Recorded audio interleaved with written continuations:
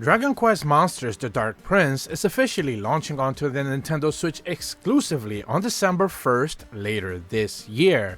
And if you have been watching my channel, you know that I've been covering this game extremely well. There's been a lot of details popping up as we get closer to launch, and just recently I put up a brand new video talking about some of the new online combat features that were revealed, as basically online combat is going to be evolved in this franchise and it's going to be very different from anything we've seen before.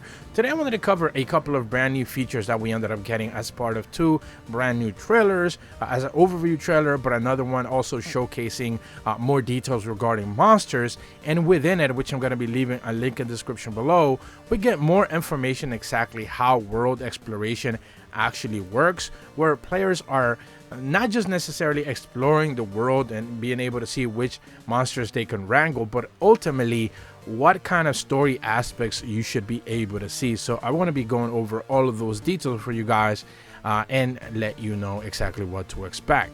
But for those who may not necessarily know, basically the story of the hero is someone who is not allowed to harm monsters, so they are basically taught to go ahead and wrangle them instead. And why should you be the one fighting monsters when you can get other monsters to fight each other? And essentially that is the starting point of this game, where you are basically recruiting monsters, capturing them and bringing them into your party, synthesizing them, making them more powerful, and making a powerful squad of monsters to ultimately take down the monsters that are either threatening the world or are simply readily available in the arena for you to be able to go ahead and get some extra titles and brand new rewards. Now at the same time, exploration is a big key facet for this game. So not only of course in typical, let's say, Pokemon fashion, where you be recruiting them into your party through combat, but also exploration as well. You may be able to come across to like random eggs, for example, that have maybe housing actually rare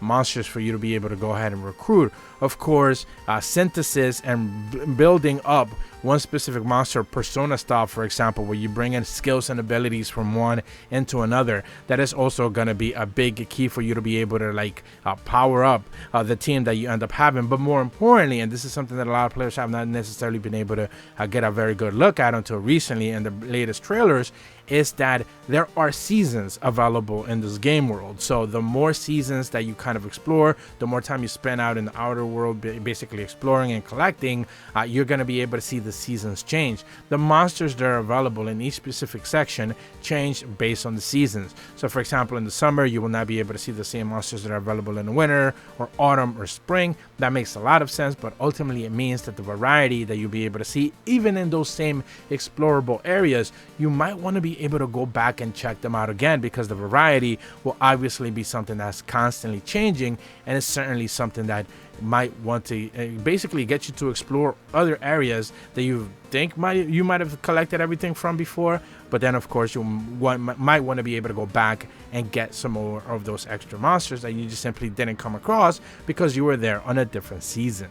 Now, another one of those things that we've known a lot about recently is the arena. Essentially, the arena is going to be one of those places where you have pseudo PvP combat versus CPU opponents, but of course the online engagements will be handled there. I covered that in a separate video, link in the description below. But ultimately, you have a lot of single player content available there. It is not going to be exclusively for like online players who basically just want to be able to have their monsters kind of fight another party of four. You're going to have a lot of offline content there available in the arena, where you can actually engage with more powerful trainers or monster wranglers or whatever.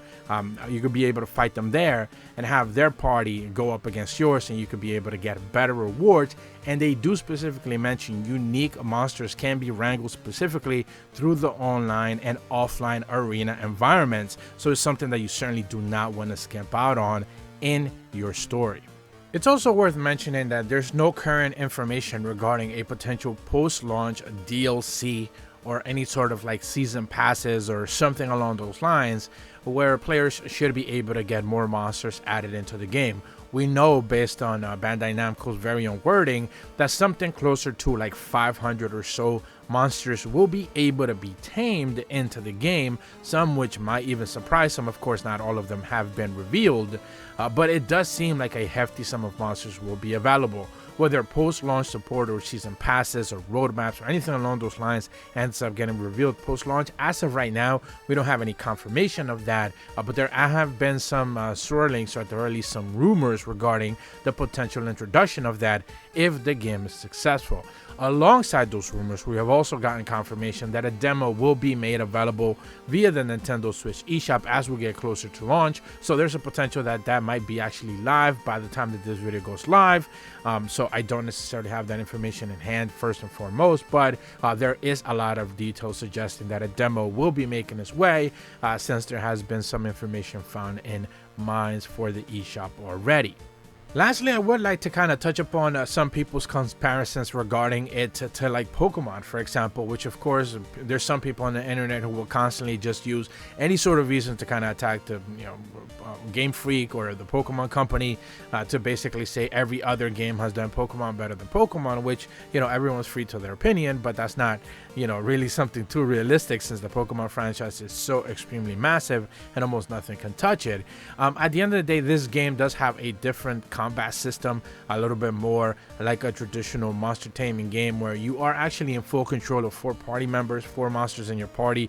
Being fully active is not a 1-to-1 or even a 2v2 on active stages. You are dealing with 4v4s for the most time, so it isn't one of those things where like you can have a pretty simple strategy of like my elemental is more powerful than your elemental, or I'm taking advantage of your elemental weakness, when so many monsters are available on the field at all times for both sides. So this is why the game and pretty much all the marketing that we have seen so far suggests that you might want to have a varied team, but more importantly, one that kind of represents you.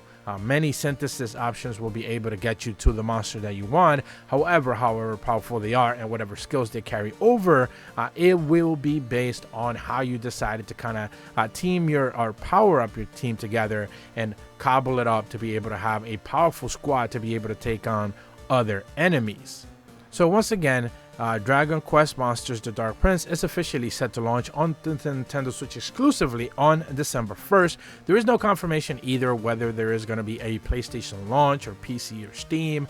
Xbox, of course, usually doesn't really end up getting these type of games. So it's still up in the air if ports or late ports will be making their way onto other consoles. As of right now, we do know it's a Switch exclusive, and for that, I'm very glad to be able to see that. Certainly, I'll be trying to covering the game closer to launch with a review, but at the end of the day, as of right now, pretty much I'm just still waiting to get that confirmation. But that's about all the information that I have for you guys today. If you're brand new to my channel, be sure to leave a like and subscribe, hit the bell to receive notifications when the videos go up, and as always, thank you so much for watching. See ya.